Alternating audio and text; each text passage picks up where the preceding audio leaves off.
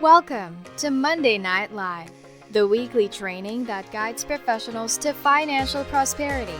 Join our community and let's start building your wealth. Guys, this is Shauna Werkelin, and who I met probably July, I think it was, doing the podcast. We actually connected back in April. Um, she did an excellent job, and I knew right away I was going to have her in class. So I kind of gave you a little prelude, but let's go ahead and get started. If you could, go ahead and type in your questions in the chat box, and we'll keep up with them. And then, Shauna, if you want me to, if you have interludes where you want to take questions kind of as they come, like in between sections, or Sure. okay, and at the end, guys, you can unmute yourself, you can speak up. The more engaged, the better. So, in any case, without further ado, Shauna, go ahead and if you wouldn't mind maybe introduce yourself first, tell them a little bit about who you are and how you got to where you are, because I know it. I know you didn't come out of the womb saying I'm going to be a tax goddess. Maybe you did. I don't know. So. I was going to say most people believe I did, but I suppose that's a whole nother issue. So, yeah. Hey guys. So my name is Shauna, and most people honestly just call me Shauna, the tax goddess. Most people don't even attempt my last name. So Gary, I'm so impressed. You got that. Thank you. But yeah, I am a CPA, master's in tax, certified tax coach, certified tax professional, certified tax strategist. All of which is basically to say that I specialize in tax mitigation, right? Tax strategies. How do I lower my taxes to the bare legal minimum? Maybe get a refund, right? How do I look poor intentionally in front of the government? Now, today I've got on deck two different sides. So I'm happy to go down either path, whichever you would like me to do. Of course, is there anybody in here who wants to give away money that they don't have to? Anybody? No, not typically. Yeah, it's not normally the answer I get, right? We all like keeping cash in our pockets. And so from that standpoint, there's really two main areas that we focus on. Of course, one, the tax strategy. How do I keep money, assets, value, net worth, equity, whatever it is for me and for my family and for my businesses? And the other side of it is once I have it, what do I do with it? Right? So am I going to buy more properties? Am I going to invest? Am I going to get into alternative investments, diversify a little bit? So what do I want to do? The overarching goal for most people is once you have a goal, whatever that goal is for you as an individual, for you and your family, how do we get you there? Right? Some people, the goal is, listen, I just want to be able to retire with enough money, completely passive income. I don't want to deal with anything. I just want to be able to, pay my bills, go on a couple trips a year, play with the grandkids kind of thing. And for other people, we've had clients come to us, we want 100 doors in the next 5 years. And that's what we're doing, right? That's the goal. That's the plan. That's the path. Now, little tiny bit of history here, just to give you an understanding of who I am. Why should you even listen? Why do you care from that standpoint? Besides all of the initials that come after my name, my background started off in astrophysics. So definitely numbers brain, right? Yeah, not even close. Fell into taxes. Very long story short, if anybody cares and wants to read the whole story, this is my most recent book. It came out July of last year. 6% life is the average tax rate for our clients, 6.92%. So always an option. This book, the very first chapter, goes over how I ended up becoming the tax goddess, right? So very long story short, my mom got a notice in the mail from the IRS. And for any of you that have mamas, when your mama's upset, are you upset? Generally? Yeah. And so that's how this happened, right? So, ended up going from KPMG, one of the big four accounting firms, and basically did what I call the Goldilocks effect. So worked for really, really big, and then medium, and then small, and then opened Tax Goddess. And Tax Goddess just turned 20 years old 2 months ago, well, just last month in August. So very, very happy from that standpoint. We have about 105 people on the team around the globe, all specializing in tax strategy and cash management effectively. So now I do and please, guys, ask me questions on anything I say anywhere through today. I love questions. So one of the questions we get a lot is, well, Shauna, you say cash management. So are you like a financial advisor? You know, do you pick stocks? Nope. Absolutely not. Right. We do taxes. And once you have the cash, help you allocate it. So put it into buying the new property, put it into retirement, put it into paying for college for the kids, whatever your specific goals are from that standpoint. So now, okay.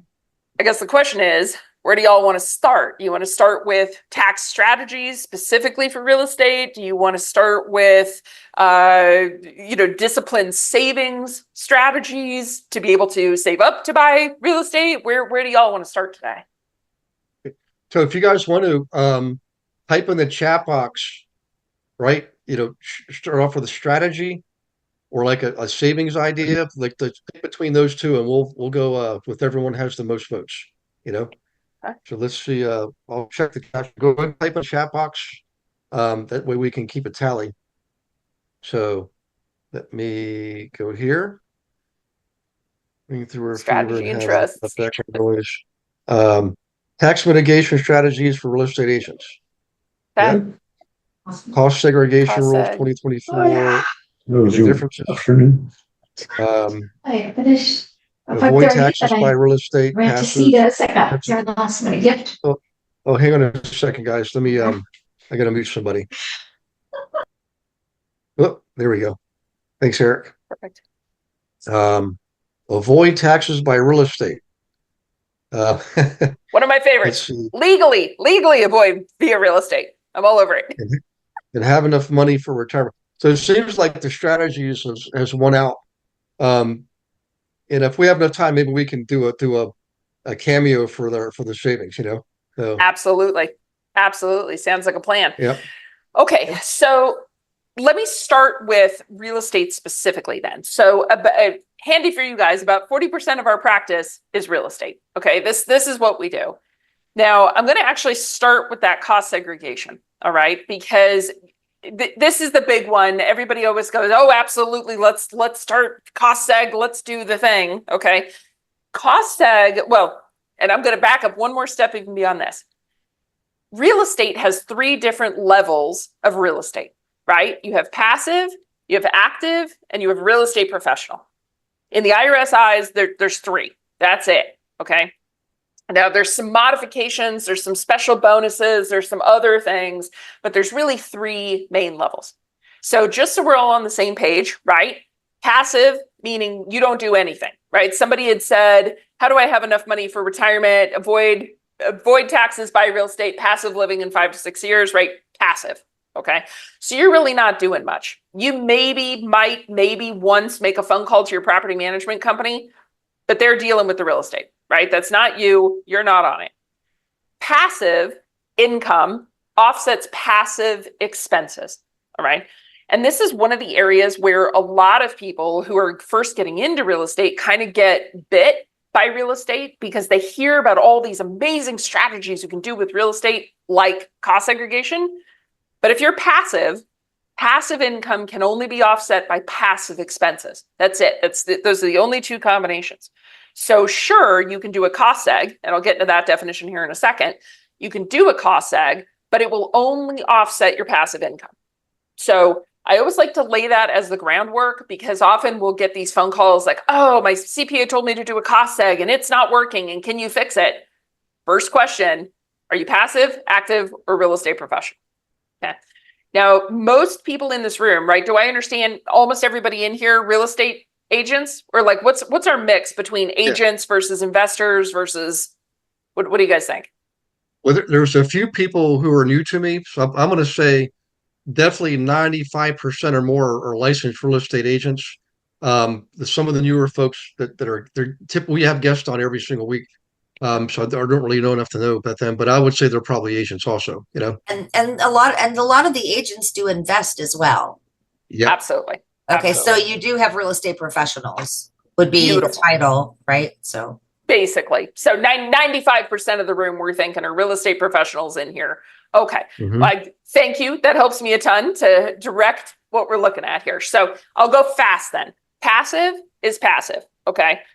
Active, you're spending some time, but you're not hitting that real estate professional. And of course, the real estate professional is more than 50% of your time on real estate and more than 750 hours a year. And that and is really important because I've seen people in the past who have said, oh yeah, real estate professional, but they're only working, an hour a week on real estate. Like it's both. You got to have the 750 and more than 50% of your time on real estate. So I always like to clarify that one. Now, assuming everybody in here, 95% are real estate professionals. Strategy number one, cost seg. And I feel like you guys have probably heard this a million times. Okay. So just to lay the baseline, everybody right now is sitting in something, right? I don't know. PF looks like maybe he's outside, but I think maybe that's a fake background. Yeah. So I can't tell. Okay. Kurt might be outside. He's actually got shadows on he's actually outside. All right. So Kurt, on your deck, you're going to be looking at your deck as we're speaking. Okay. Cost seg. When you're looking at a building, whether it's commercial, residential, really doesn't matter. You're looking at a building. Cost segregation means that you're breaking down those pieces into smaller pieces. Right. So if you had $1 million building, instead of $1 million building, you have $100,000 in HVAC systems, you have $100,000 in flooring, you have $100,000 in wiring and lighting fixtures, right? It gets broken down into all these componentized sections. Now, this really hits on and the question, what are the rule differences between 2024, 2025, 2026? Like what's going on? Why is cost seg such a big thing recently? The performance of what's called a cost segregation study tells the CPA of this $1 million building, how much of it is 3-year property, 5-year property, 7-year property, 15-year property, right? They're breaking up all of those components of the building into what the IRS deems as their useful life. Okay. Now, normally, this wouldn't really be important. Who cares what the useful life is other than depreciation? Okay. So let's use, for example, HVAC systems, air conditioning, heating. Okay. The IRS determines that the useful life on those things is 7 years. Now, if I bought a building at $1 million, and let's say it's a residential rental, normal depreciation on a building would be 27.5 years on whatever of the purchase price is allocated to the building. So most CPAs will automatically allocate 80% to the building, 20% to land.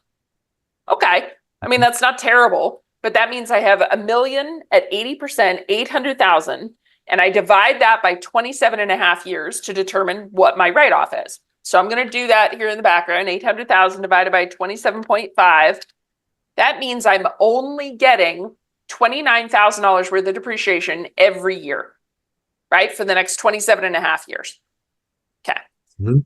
If I do a cost segregation study and the cost segregation study comes back and says the HVAC and heating systems are worth $100,000, I have two choices. If that $100,000 can be depreciated over 7 years, so $100,000 divided by 7 years is $14,000 only for the heating, the HVAC system, right? Remember, I also have $100,000 on carpet. I also have $100,000 on lighting fixtures, 100. So the cost, the depreciation starts to really rack up. Does it make sense to everybody in the first place? Yep. Okay. Now, on top of that, right now, there are some special rules about depreciation. And one of them is called bonus depreciation, 168K. So starting 3 years ago, right, bonus depreciation was at 100% of whatever the purchase price was allocated to any property that was less than 20 years. So your 3-year property, your 5-year property, your 7-year property, 10, 15, okay? 3 years ago, you could take 100%. 2 years ago, it dropped to 80%. This year, it dropped to 60%. So when people say the question, well, what's the difference in the rules between 2024 and 2025? That percentage is continuing to drop, right? It's going to go to 40%, 20%, and then 0 for the bonus deduction. Now, you're still getting some really good depreciation, even if, and I always want to preface this, I don't talk politics, I talk tax. Okay. So nobody knows who's going to get in. I don't think anybody got a crystal ball on which way. We don't really know, right? So, Yeah. yep, dependent on who's going to get in, we will either see an extension and a re-increase, we believe, a re-increase of bonus depreciation up to 100%, or it will be allowed to expire, meaning it'll go from, 180, 60, 40, 20 to 0. Okay. So why does this really matter? If you own property, right, and you qualify as so you own property, you qualify as a real estate professional, and you have not yet done a cost segregation study, you want to get it done and applied to your tax returns as quickly as humanly possible before that bonus depreciation runs out. Does that make sense to everybody? Mm-hmm. Okay. Now there's a specialty form, and Gary, you're going to have to keep me on track here if I'm covering something you guys already know in hyper detail here, right? Knock me out. But Okay. But shut up. May I ask a question? Of course. Okay, so, but if you purchased a property within how many years? Let's talk about it. I love it. Or were you getting there? Yep. Oh. Karen, great minds think alike. I'm in. We're on it. Okay. So when you look at depreciating a property, if you bought the property, so the whole life of a residential rent is 27 and a half years. If you bought it 27 years ago, you've already taken all the depreciation. There's really not much left to take, right? Because you've been taking it for 27 years already. Most of the time, now this is where you have to run specific numbers on specific cases on specific properties. Okay, so what I'm giving you guys is a rule of thumb here.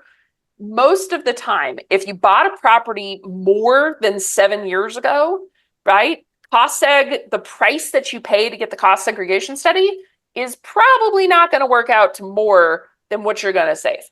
Okay, so 7 years is kind of the rule of thumb on that. But if you bought it any time in the last 7 years, okay, you are actually allowed to go backwards and amend your personal tax returns if you were a real estate professional back then, and you are now, right? You can go backwards and amend your tax returns up to 3 years and apply your cost seg and get your money back now from 3 years ago at the then 100% bonus depreciation rate, which is really cool. Okay. So you're not completely out of being able to take the cost seg. You've got 3 years to amend. You just have to make sure you were a real estate professional then when you go to amend it. Now, with some CPAs and some properties, okay, there's a very special form called a 3115. And the 3115 form allows you to not have to amend your tax return. Because amending your tax return is literally waving a big red flag in front of the IRS going, come look at me in person, right? I didn't do anything wrong, but does anybody really want to have the IRS, like human being, look at their returns? It's not normally a desired outcome, okay? If you've had the rental property for at least 2 years, so already reported on your tax return for 2 years, because the depreciation method has to set, air quotes, set.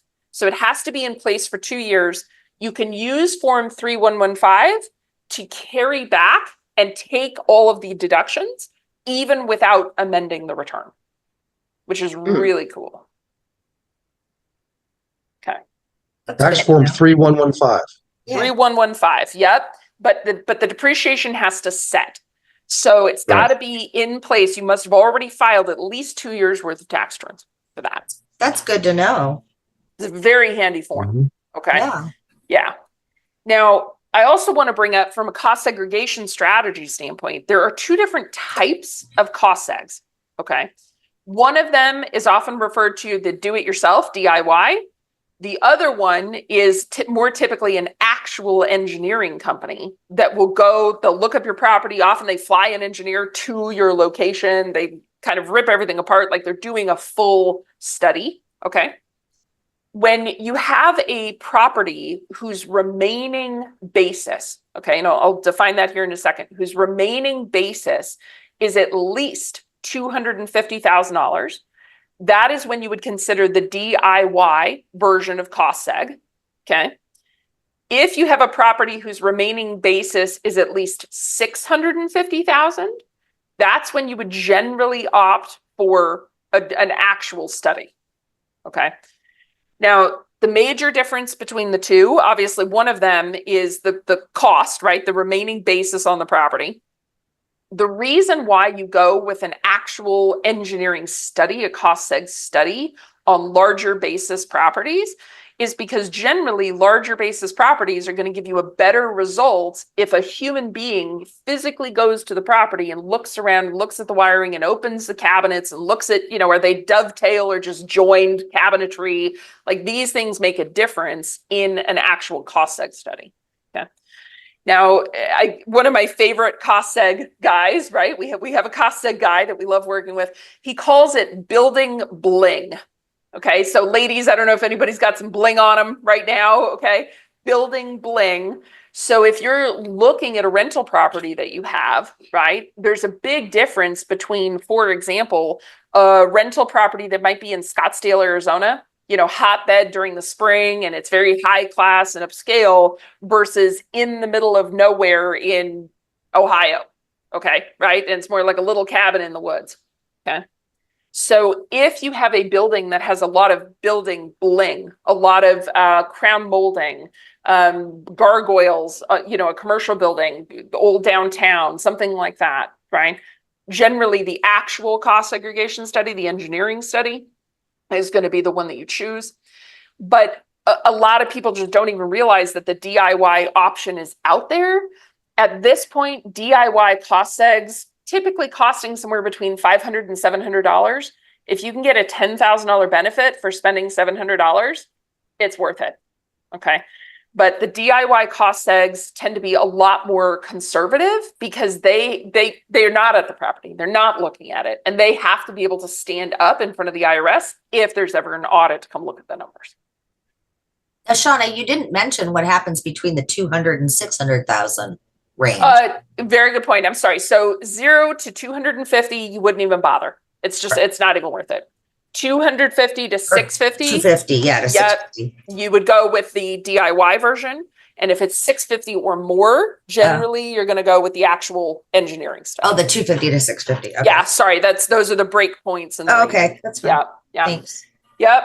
And then basis, I told you guys I would define the basis on this front, right? So let's say you bought that building 5 years ago. And just to make my numbers very easy, okay, it's $1 million building and you've been taking $50,000 a year worth of depreciation under the standard schedule.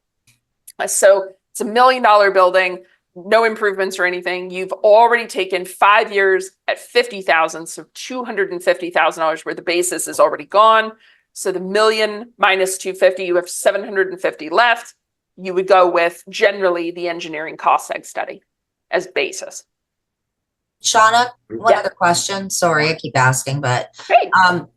On cost seg for active, Yep. as opposed to professional real estate agent or real estate. Yep. How does that? Yep. How does that So figure out? 100%. So let me go backwards to those three levels, right? So passive is passive, right? Right. You don't get anything, basically. Right. You can only offset your income. Right. Real estate professional, cost seg, if the cost segregation study and, plus real estate professional leads to a negative of $300,000, that negative can offset your W-2s. It can offset interest income. It can offset any other kind of income. Right. Active is this weird little middle category, okay? Because the IRS looks at it and says, listen, most people with a rental property are really active, right? If the plumbing breaks, they call the plumber. They don't fix the toilet themselves. They're not over there managing every detail, but they're active. They're doing things with relation to the property. So the IRS will allow up to a $25,000 negative. Okay, so if you had $10,000 worth of income and $50,000 worth of cost seg, okay, and so you're at negative 40, depending on what your adjusted gross income is, there's a phase out over here, but assuming that your adjusted gross income is below the limit, you can take up to $25,000 worth of loss if you are considered active. Ah, okay. So that, yeah, that's, I knew, that's why I asked the question, because a lot of people would be considered that, especially people who have retired, you know, and that's all they're doing now, or, you know, even real estate professionals who now have, you know, are investors, and that's really all they want to do now. 100%. 100%. And that's why the 3 levels are so important to know. And it all stems from there. Now, I do have to say there are 2, I call them bonuses. Okay. Other things that the IRS really doesn't like to bring up to people. Okay. So the one that they talk about all the time is the passive, the active, and the real estate professional. Tons of case law, lots of articles. It's very publicized, right? Because they want people, everybody wants to be the real estate professional, right? Like the gold standard is if you have one person who's a W-2 in a marriage and the other person is a real estate professional, that couple will never pay tax, never, ever, never again, right? I mean, that's the gold standard of everything. Everybody wants that one, okay? But not everybody meets those qualifications. So the IRS publicizes the 3. There are 2 more that are kind of hidden. And those are the ones that I really like to focus on, because as we talk about tax strategies, okay. Now, one of them is the aggregation election, okay. And the other one is the short-term rental election, right? The short-term rental opportunity. Now, both of these are kind of tricky, and if they're not done right, you're going to get yourself in trouble. So I want to start with the aggregation election because it's a little bit easier, okay? Now, with an aggregation election, this is typically somebody who has an active business. Okay, so let's say you own a Subway store, you own a pest control company, right? Like it's something else. It's some active business that you're running, you're managing, you're owning that business. You're in it to win it. Okay, so you have an active business, and you buy a commercial property that your business is going to live in. So it's going to be your new office building. Okay, or it's going to be your new second location where you're storing trucks or whatever. Does everybody understand what I mean? So you have an active building and you have a commercial property. There's an opportunity, but it's only available in the very first year that you buy the building and you put your business in the building. So you have to make it the very first year. And it's called an aggregation election. If you are managing the property and you're managing the business that your property is in that property, you are allowed to aggregate those 2 for purposes of taxes. And you can do a cost seg on the property, and that cost seg will offset all of your business income. Okay. So it gets missed a lot by people because they don't know about it. It's almost as if it doesn't exist. So often what we see, especially, you know, for my real estate professionals out here, right? They'll go buy a condo, a townhome, something small, and they'll make it their business office. And then they've got a commercial building, because the commercial for the IRS is defined as like, what is the purpose you're using it for? Are people living there, or is this an office that you're going in and out of, right? So for terms of the IRS, even though it's a residential condo or whatever, townhouse, whatever, it is defined as a commercial building because you're using it as your office. So if you're making good money being a real estate professional, right, a real estate agent, and you go buy a townhouse, condo, whatever, an office building, something, right, that you're going to put your offices in, you can use the aggregation election to be able to offset those 2. Okay. Any questions on that one before I move to the short-term rental side? Hi, I just want to take a moment to thank you for watching a recording of the Monday Night Live class. Hope you're getting a lot out of it. I'm sure you will. I wanted to let you know that, you can come to Monday Night Live whenever you want, but you can also participate more with the team. Why don't you set up a call with me, a one-on-one strategy call? I can go over everything with you, show you everything that we have to offer. For example, did you know that on our team, not only do you get your leads, we actually give you your own account on our lead gen system. So this puts you in control. You're not waiting on somebody to hand you leads. You get to pick the ones you want. Okay. Huge difference. We have 21 of our own proprietary marketing campaigns. They're all copyright protected. We're the only ones that can use them. Okay. The coaching is absolutely one-on-one. We got 3 coaches. We even have a 4th success coach that we have access to. Okay. One of left fewer than 100 in the world. Okay. one-on-one coaching. Right now the big problem is volume. We need more transactions. We need more inventory. I get it. Well, we know how to get it. Our team actually outproduces the national average by more than 2 to 1. So if you're struggling, don't do that anymore. If you're a solo agent, if you're a team, let's just talk. Smart entrepreneurs are always open to discussion. Learn what we have to offer, and then you can make an informed decision about staying where you are or moving on. You've got to decide, if you're not where you want to be, you've got to take action to get where you want to be. Let's see how we can help you do that. I look forward to talking to you. Click on the link, set up a call. And by the way, I'll see you on the next Monday Night Live. Yeah, that was great. Great explanation. Thank you. Thank you. My pleasure. Okay, then we get to short-term rentals. Now, this is really where the IRS is starting to hunt people, okay? Because we have had, and I'm sure many of you in your own states, right? The states don't want Airbnb, and I'm just going to use Airbnb as the term, okay? The states don't want them, the cities don't want them, the neighborhoods don't want them, the federal government doesn't want them, right? Because all the people want them, right? We want to go travel and stay at each other's houses. We don't want to be in hotels, right? We want to stay in Airbnbs or whatever. But people, there have been case after case after case with the IRS where people are claiming those rental properties, the short-term rental properties, as businesses, and they're not actually being run like a business. Okay. Now, what do I mean? PF, I can see the smushy face. I love smushy faces because that always tells me that I need more explanation. So thank you. To be able to be run as a business, okay, what the court cases are coming back and saying is that effectively you need to provide concierge level service. Okay.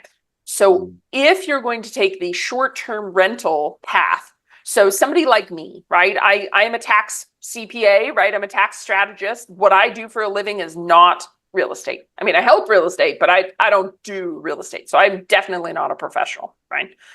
But if I had a short-term rental property and I provided concierge level services, so I'm going to go pick you up at the airport and take you to the property. I'm going to go help you get those concert tickets that you were looking for. I'm going to help you buy movie tickets to go to the movie with your family that night. I'm going to make sure you've got the best seats with popcorn and whatever. Okay. So if I am providing concierge level services on each property, each being a key word here, the IRS will allow me to treat that property as if I was a real estate professional. Okay. Because I'm doing an active business with that property. Now, the average rental days have to be less than 7 for that to work. So if you're having monthly rentals, right? If you're renting to, for example, traveling nurses and your average rental rate is, or length of time is 30 days, 60 days, 90 days, this will not work for you, right? This is more like your bed and breakfast, way back in the day, bed and breakfast, you are making them breakfast and you are doing that concierge level service. You can take the real estate professional deductions that you couldn't take because you're not actually meeting the other 2 qualifications of real estate professional. So this is where we see a lot of people really getting heavily into the Airbnb space, the VRBO space, and taking that as a deduction.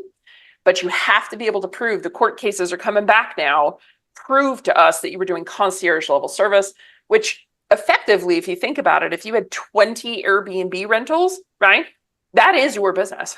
Like, that's what you do, right? And so it's become an active business. And that's why they're using that kind of phrasing. Show us this level of activity to be able to prove that that's how that's going to work. So anyway, any questions on that one? No. You mentioned the traveling nurses, 30 days, 60 days, 90 days, and that actually is becoming a bigger part of our business. We used to call it corporate housing. Now we call it midterm, which is greater than 30 days, less than a year.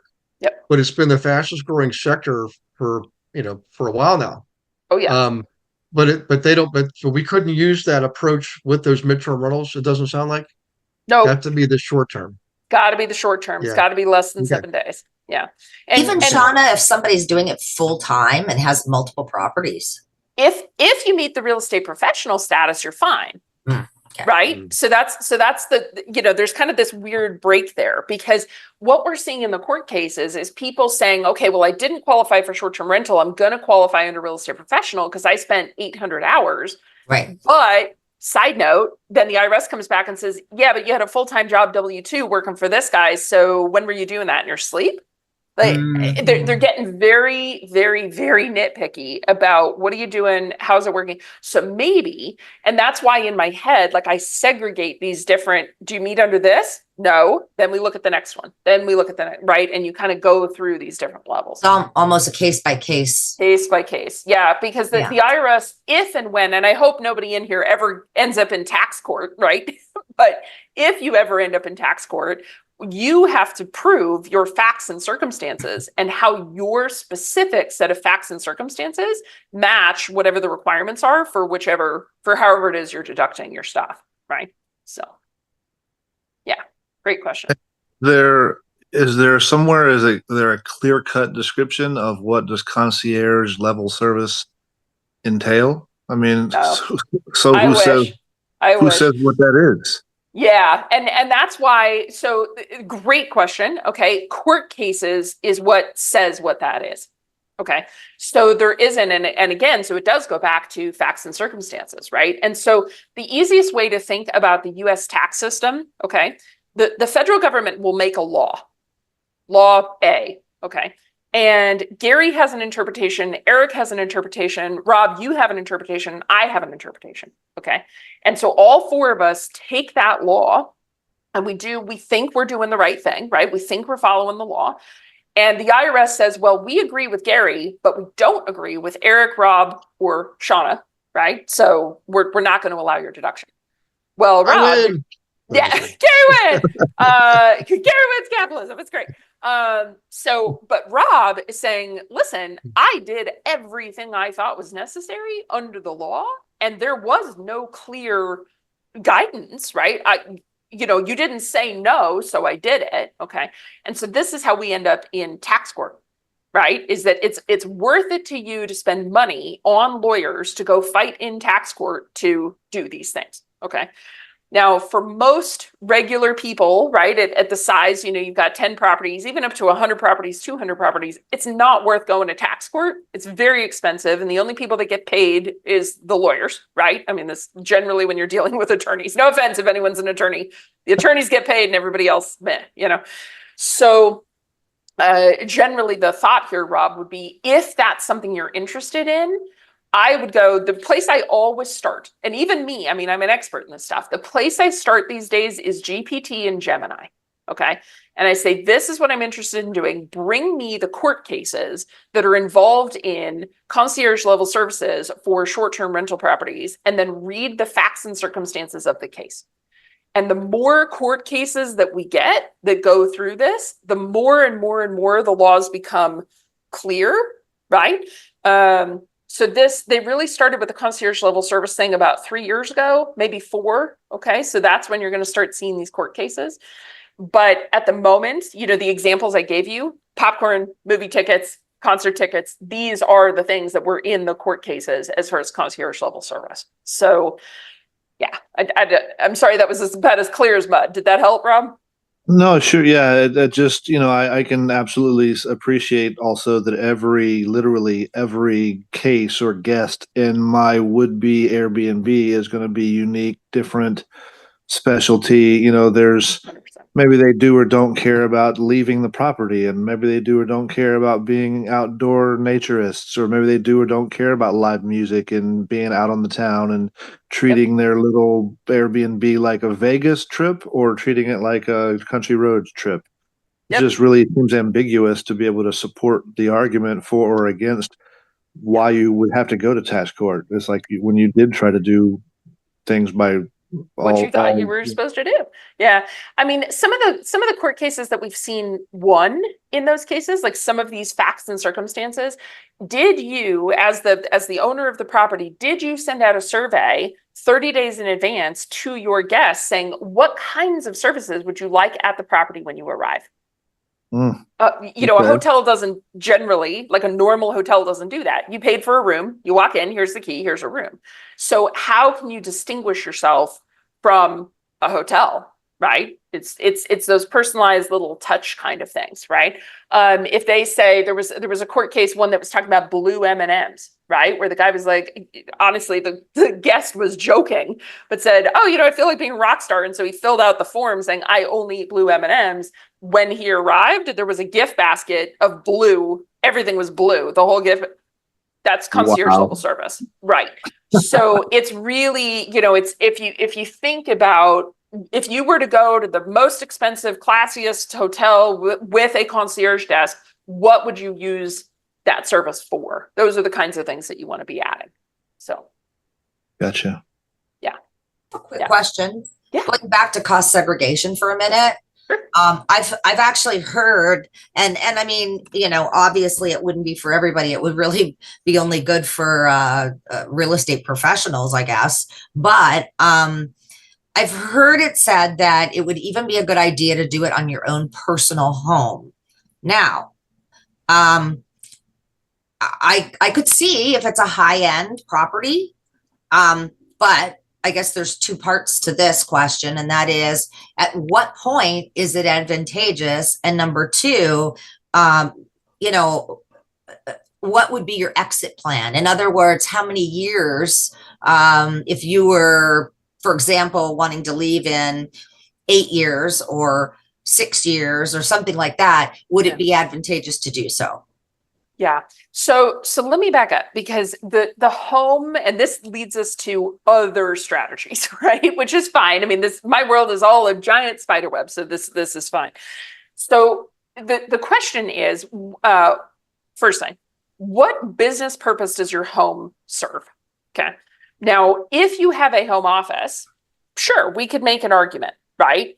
If you don't have a home office and you're not renting it out to somebody else, right? Because some people will rent out a bedroom or rent out a casita or rent out, there's some business purpose. In order, and let me back up a really big picture here. The IRS has 3 words. 3 words. You can boil down almost the entire tax code to 3 words: ordinary, necessary, and reasonable. 3 words. Every court case, every deduction, everything you're trying to take ever really boils down to 3 words. Is the thing you're trying to write off ordinary, necessary, and reasonable? Okay. So if your home, your primary residence, has no business purpose, it's not ordinary, it's not necessary, and it's not reasonable. So you would not do a cost segregation study, because what's the point? You'd be paying to get a cost seg, and it doesn't do you any, you can't deduct it. It doesn't do you any good, right? If you have a home office, maybe. So let's say that your home office, let's say you live in a 2,000 square foot house, okay, and your home office is a 10 by 10 room, 100 square feet, okay? 5% of the total house is now business, home office. You could go get a cost segregation study done. You could modify your depreciation schedule on your primary residence, right? But the benefit you're going to get is only 5% of whatever the deduction is. So Not really worth it.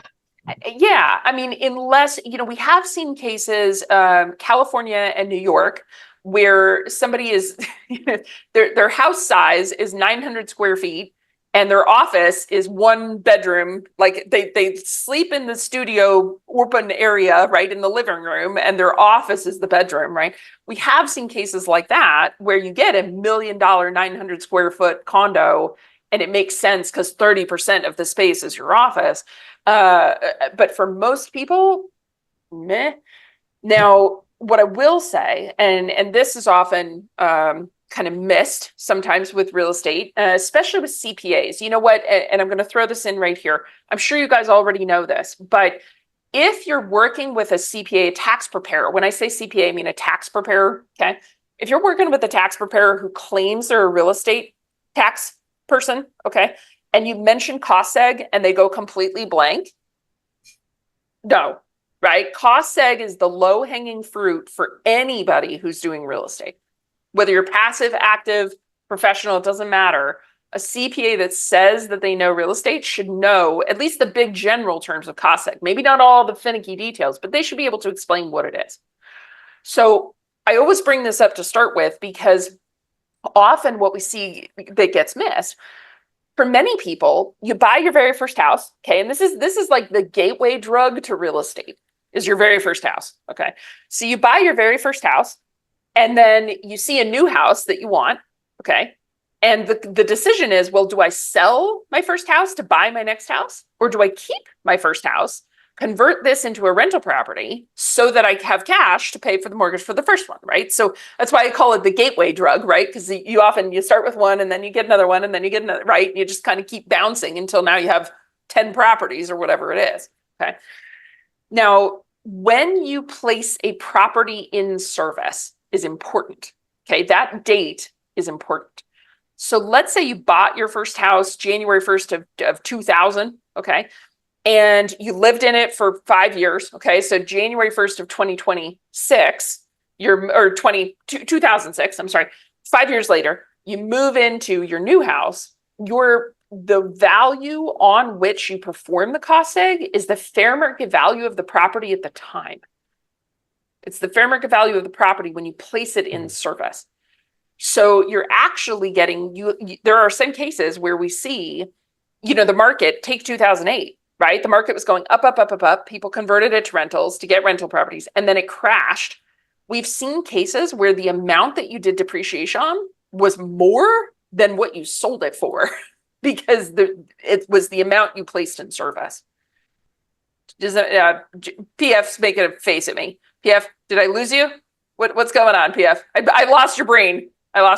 Okay. I don't mean to make this more complicated than it needs to be. All right. What I'm saying is there are cases where the price you paid and the amount you get to depreciate are different. And it's all based on when you place the asset in service. Okay. So it could be higher, it could be lower. I mean, it just depends on what's going on in the market. And so when you say, Karen, right, does it make any sense to cost seg my primary residence? Probably not while you're living in it.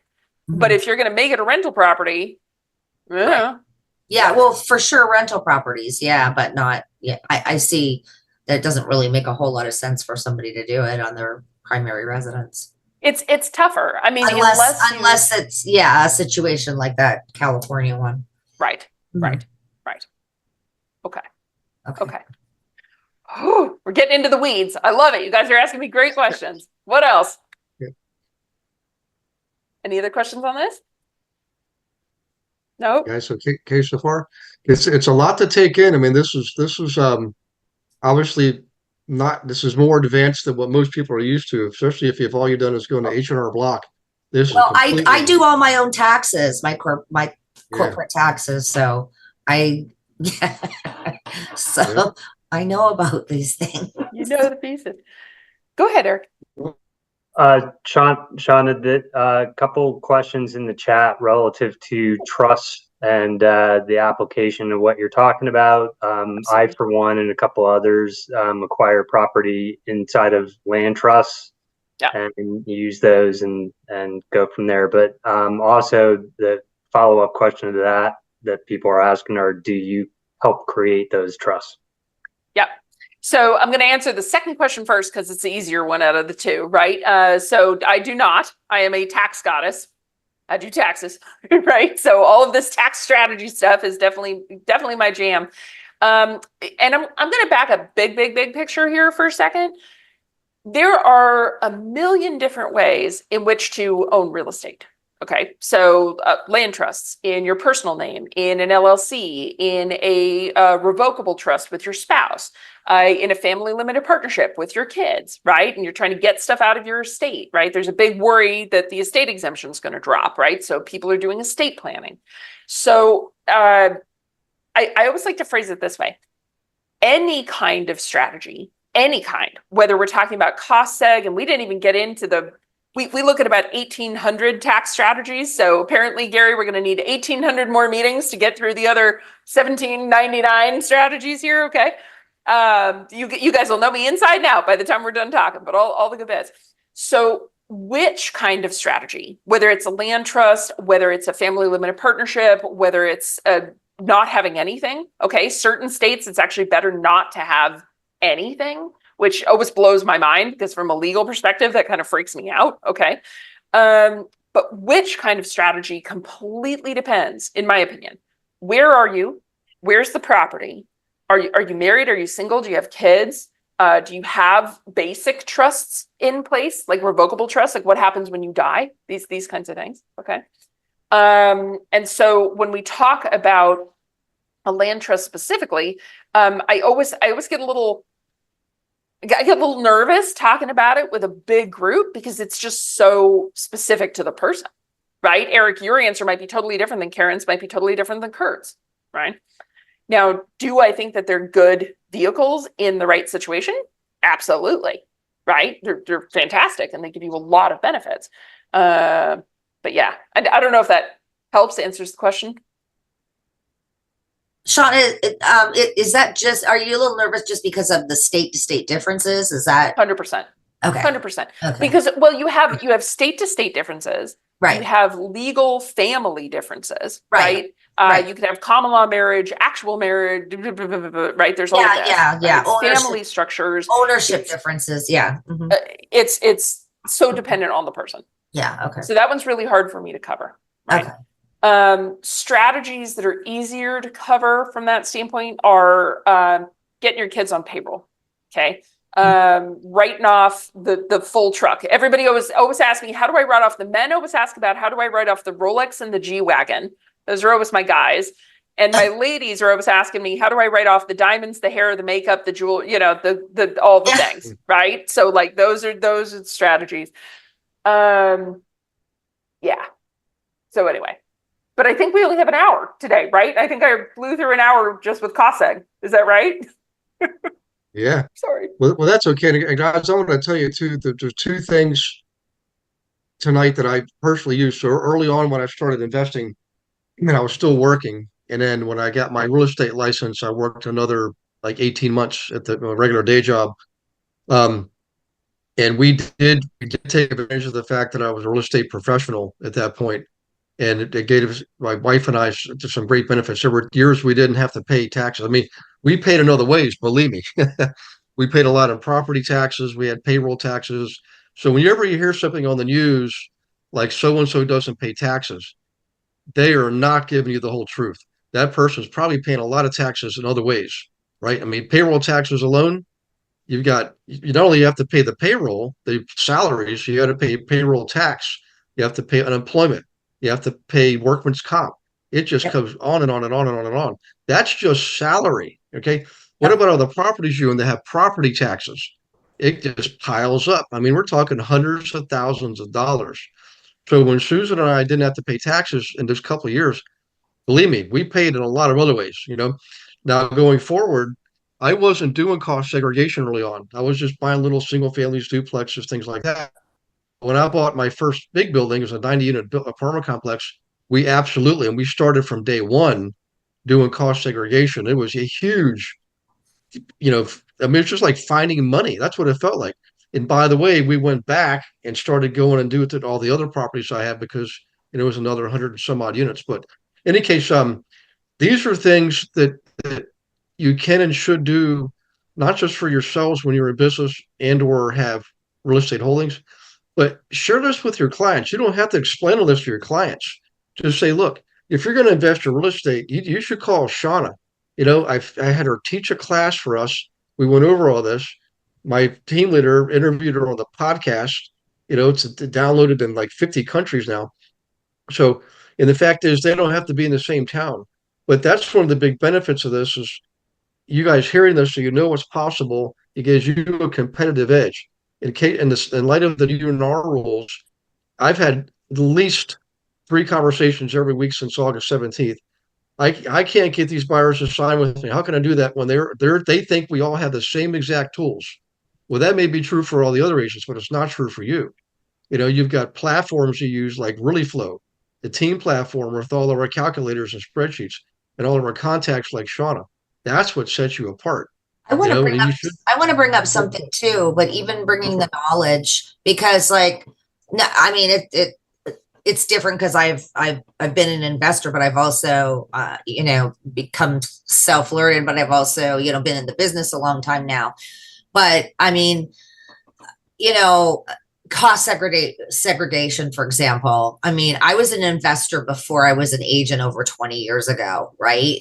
And I bought 10 houses on a blanket loan, right? Yeah.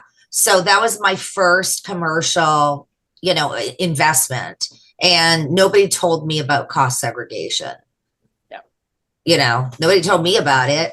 So, you learn things as you go along, and it's nice if you know some of those things for your own clients that you can share with them, and you don't have to necessarily understand it all. You just, throw them to somebody else who knows. When I was going to say, Karen, somewhere just earlier, someone said, oh, don't tell them about tax stuff. Do not tell them details or this or that or this kind of level, because you will get yourself in trouble, because these things change, as a strategist, what we do as a living. I watch the IRS. They send out 3 notifications a day, on here's the new court case, here's this, here's that, whatever. I mean, that's effectively all I do is read and understand and explain. So yeah, be very cautious about, telling somebody what it is, but saying, hey, we've got somebody that this is their expertise. Pick up the phone, right? Call. Somebody I saw asked for the contact information. Our team is super easy to find, taxgoddess.com. Super, super duper easy to find. Yeah, right? Yeah, thank you. I know the name goes with the hair, it's great. So, and so, we specialize in tax mitigation. We will do tax returns. I think somebody said, can you do tax returns? We will do tax returns. But we specialize in mitigation. So the perfect client on our end is somebody who's paying about $100,000 a year in tax.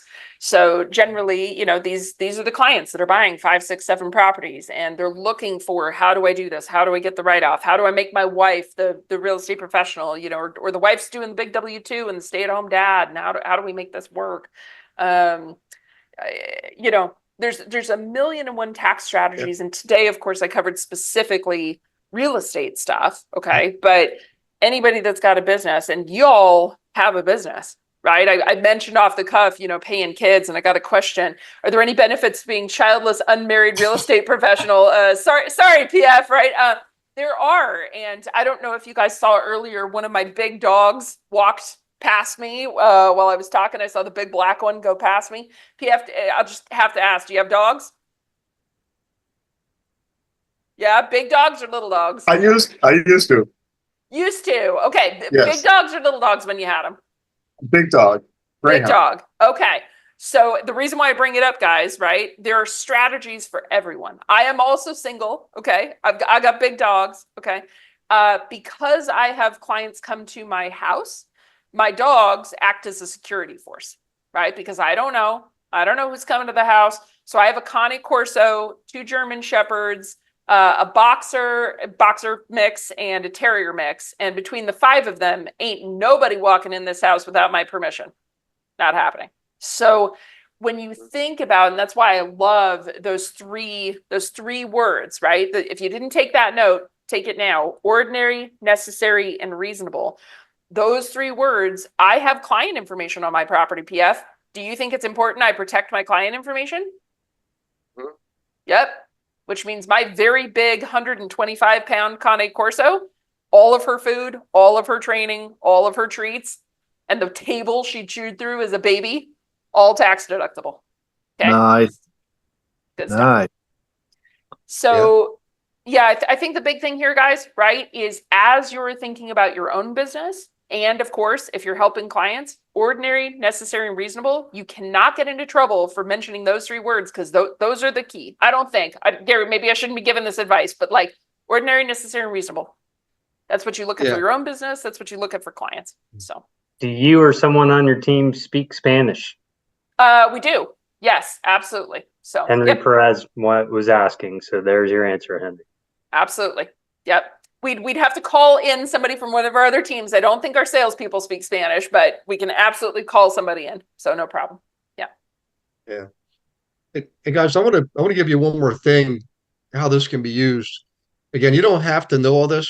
You have to know about it, but you don't have to know it like Shauna does. So this, cost segregation, the accelerated depreciation. I know investors who actually make that a major part of their acquisition strategy. So they look at a property, they analyze it, they bring in the engineer, they bring in fact, I'm going to give you I'll drop a little hint on you.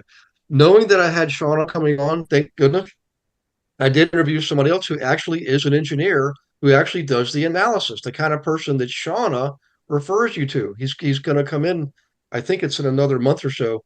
But we talked about this because I said, I know investors who specifically buy properties to hold for a short period of time, 5 to 7 years, to do the short-term cost segregation, get all that excess cash flow, and then sell. They don't intend to hold that thing for 30 years. They're getting in, they're making the money, they're taking advantage of appreciation at the same time, and they're getting out. It's a rapid fire game. And if you ever wonder why REITs, Real Estate Investment Trust, why Real Estate Investment Trust has such a short holding period, because that's what they're doing. They're buying, $50 million apartment complexes. They're doing cost segregation over 5 to 7 years. They're getting out, right? And by the way, when they're in there, jacking up the rents to make it even more valuable that way. So that's a major strategy, right? A primary strategy is what I'm getting at. So keep that in mind when you're working with your clients. Keep thinking of these things. Keep coming to class. I highly encourage you to follow podcasts, especially ours, but study, read, listen to Audible. My gosh, you can never know too much. Even if you don't use it yourself, at least you can have a conversation about it, and it may win you a client who goes out there and buys $10 million in real estate over the next couple of years. How'd you like to have those commissions? All because you know how to talk about this stuff and you can refer them to the right people. Yes, ma'am. Gary, that was the question that I was asking Shauna, what's the exit plan? Like 5-7 years, because, that would be a great exit plan if you're doing cost segregation. But Shauna, the other thing too is, with real estate, a lot of people make mistakes also by not taking advantage of exchanges or, other things like that. So, you don't have to just do exchanges. There's other ways around that too, but, taking advantage of keeping your money, so that the government doesn't take it. Karen, I want to give you an alternative to an exchange. So let me back up, right? That's why I said there are alternatives. Always. There's always 50 ways to skin a cat in my world, right? And it's all about which path do you choose. Okay. Yeah. So just get everybody on the same page, and Gary, you're going to have to kick me out when you're ready for it. Okay. Get everybody on the same page here, okay? 1031. When Karen says exchange, she means, I presume, she means a 1031, right? So I have a property, I'm going to exchange into another property. Okay, I do not pay tax on any gain because I went from property to property. So it's very standard. 1031 happens all the time, and those are great. The only problem, Karen, with a 1031, in my opinion, the only problem with a 1031 is that my basis also carries over, which means, I don't have any gain, but I can't do cost seg. I can't take any more depreciation. Like when I'm out, I'm done. That's it. Yeah. Okay. There's another strategy that we like to use. It's called an installment sales trust. Okay. And what happens in an installment sales trust is you do sell the property, but you're selling the property to the trust. And the trust then sells the property to whoever's buying the property. Okay. The trust holds the cash, it holds the gain, it holds the depreciation recapture. None of that depreciation recapture gets reported until you take the money out of the trust. Well, that could be 10 years from now, 30 years from now, 200 years from now, after you've got step up in basis with heirs, with all sorts of little goodies floating through there. Okay. We can use, if you want to get real complicated, we can add life insurance policies. I mean, there's all this cool stuff you can do using trusts. So I do love me some 1031. Okay. But if you're doing the cost seg strategy and you're doing 1031, at some point, you're basically putting yourself in a position where, I have to buy a new property every single year to keep getting the cost seg benefits. Because at some point you're just out of basis. There's nothing left to depreciate, right? Yeah. We had somebody on who talked about installment sales trusts, I believe, a while ago. It was a while ago, though. And these things are changing They're all the great. time, every day. Yeah. So, it's again kind of why I went back. Eric, I think you mentioned, can we talk about the land trust? These things change every day. Every day, right? There might be a new court case tomorrow. I'm sure, because you guys are in real estate, I'm sure you saw the IRS is now hunting the conservation easements, the dirty dozen list, right? So things that were good 6 months ago are no longer good, right? And if you're not up on everything that's happening, you're unfortunately likely to get caught in somebody's trap from that standpoint. So you've got to be working with it. And if it's not me, that's fine, but you got to be working with a strategist. All those initials that I told you about in the beginning, right? The CPA and the MTAX and CTP and blah, blah, blah. CTS, if you ever find one of us, okay, so I'm a CTS, there's only 15 in the entire country that are at my level for tax strategy, out of 660,000 CPAs in the US.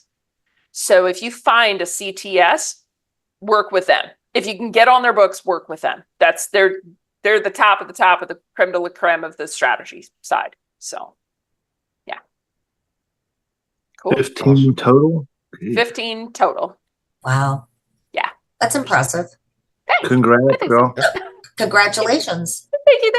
Yeah, it's like when you fall into anything that you fall in love with, right? You just kind of, you go for it, right? It's the deal. So, but thank you. Sorry, I didn't mean to say it that way, but thank you so much. It's very kind of you. I appreciate it. Oh, say it that way, baby. Say it that way. Tattoo it on your forehead. Tell everybody. 1 in 15 looking at me, baby. That's it. 15? Damn straight. And it's probably only one that has red hair.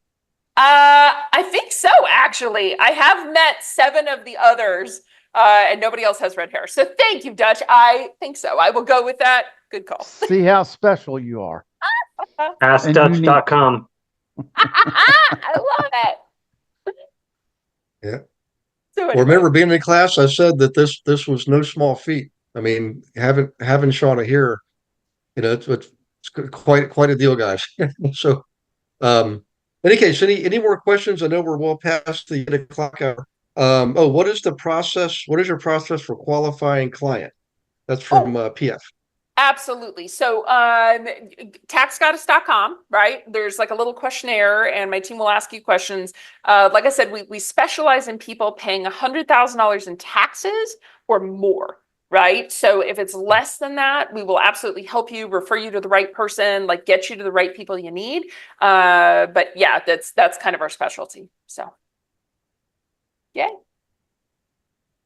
And thank you for asking. Follow-up question to that. How do Sure. I get to start paying $100,000 in taxes or more? Oh, honey, I love it. Okay, let's see. I don't know. Well, buying and selling real estate is a pretty damn good way to do it, right? Because you make big chunks real quick when you're doing that. That's a great question.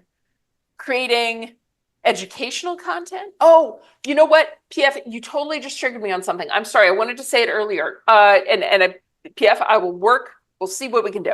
100 grand. I'm in. Okay. Gary, earlier you had mentioned that one of the areas that was blowing up was the traveling nurse side. Okay. If y'all, and this is just me as a CPA spreading knowledge. Okay. There is a fantastic organization out there called ITR Economics. They do all the economic forecasting for the federal government. Okay. They, over their 40-year history, they have been dead set on target for something like 84% of the time. Okay. So ITR Economics.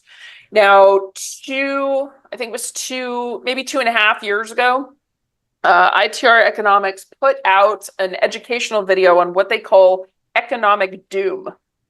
Economic doom. Okay.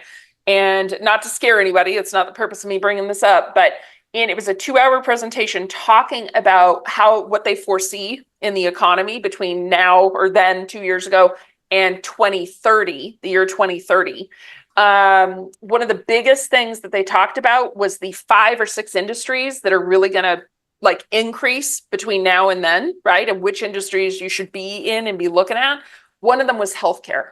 And it's because, of course, we have a massive aging population that is driving a massive amount of spending in those areas. Thank you. Yeah, ITR economics. These guys are brilliant. If you're interested in learning what's happening in the world, right, and that will impact your ability to help your clients, I would recommend ITR economics, and definitely take a look at the medical field.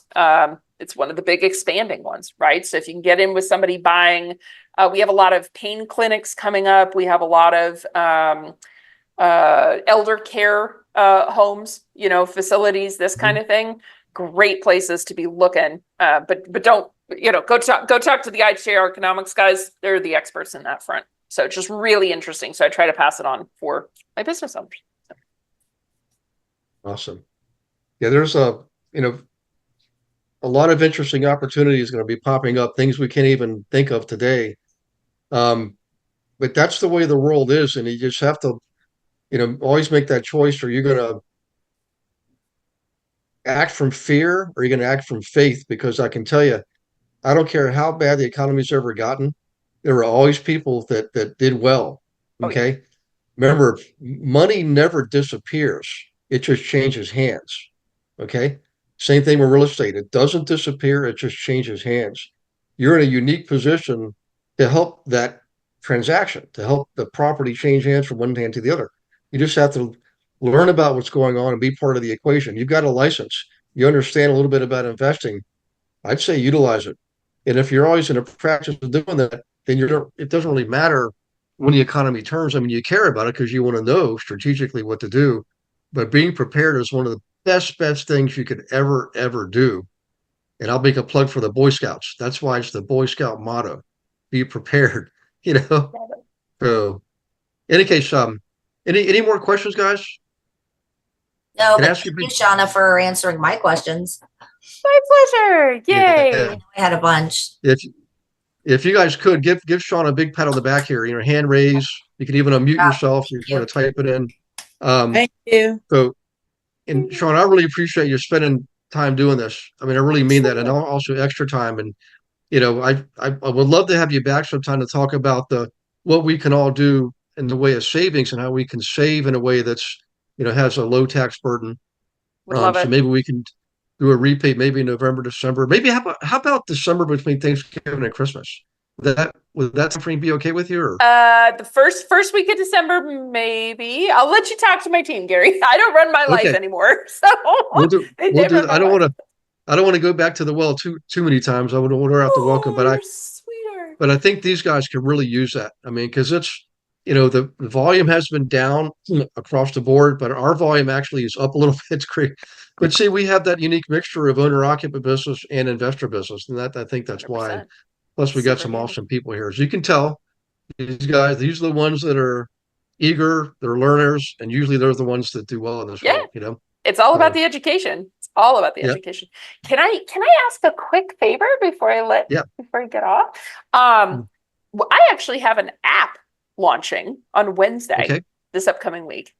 If any of you are iPhone users, I would absolutely adore and love and be so appreciative. It's not live in the App Store yet. It's going out Wednesday morning. It should be live. It's called Cash Goblin, and it helps people automatically save money. So basically, if any of you have ever heard about profit first accounting, and you save 1% of every check you make, or 10% for taxes, or 5% for retirement. It sets up little money managers in the background, and it runs all that automatically. I would love if you guys could help me with the launch on Wednesday and just download the app. If you feel like installing it, that'd be amazing. But if you download it on Wednesday, that would help me a ton. So I would really appreciate it. What about Android? Unfortunately, it's not on Android. The platform they started with was iOS. I know, we're going to build it. First, we launched the iOS, and then we're moving to Android and web. So thank you. Yeah, I really appreciate it. But yeah. Oh, thanks so much. I appreciate it, guys. Yeah, it would help me a ton. So. Shauna, what was that again? I'm sorry. All good. You're welcome. What we'll do, actually, we will promote it. Like this recording goes out to well over 700 people. Actually, I'm sorry, over 11,000 people. And then it goes, YouTube, Facebook. It's on Facebook now live. I mean, LinkedIn. We do shorts and reels. So we'll help you promote the Cash Goblin app. Absolutely. You know, Thank you so much, guys. Donna, It's amazing. will it also work on iPads? I don't have an Any, iPad. yep, any kind of anything. So as long as you have an Apple, like the Apple ID or whatever, thank you. Oh, that would be amazing, guys. That would just make my day.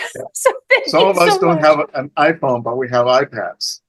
So we could still help. Take it. Thank you so much. I really appreciate it. Thank you, thank you, Love thank you. love the name. That's hashtag Cash Goblin. That's cool. I like it. Yeah, apparently I have a thing for G's, right? Goblins and goddesses, and what do you do, right? So thank you. and Gary. Yeah, And Gary! We love Gary! Yay, Yes, Gary! I love it. good to be G. All right. Well, listen, guys, I appreciate you participating, particularly the guests. I mean, please forgive me if I didn't, mention your names, but I'm going to really quickly here. Let's see. There's Will Moran.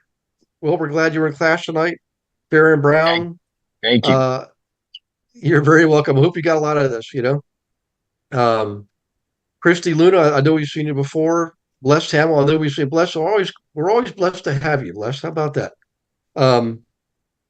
Kevin, it's always good to see you, Kevin Kelleher. So, in any case, thanks you guys for joining, and thanks again, Shauna, for teaching tonight.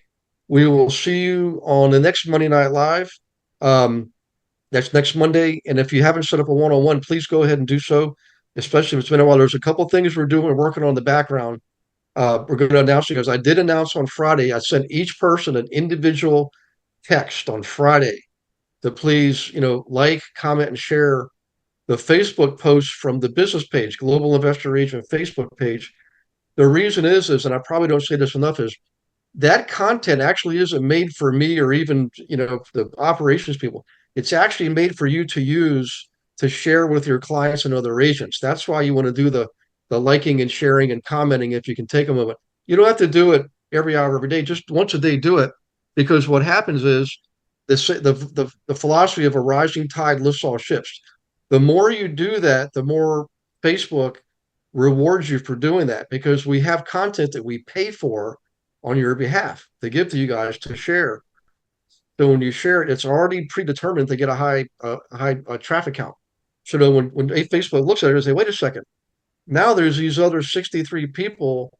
We're going to get even more juice, not to the original post, but to your guys' individual Facebook pages. So I gave a clip of Eric telling me this on a one-on-one we had. He was saying, hey, Gary, I've been doing this, and I'm getting all kinds of comments from people saying, great content. There's a lot more activity. That's what helps you land clients, and it's totally 100% free.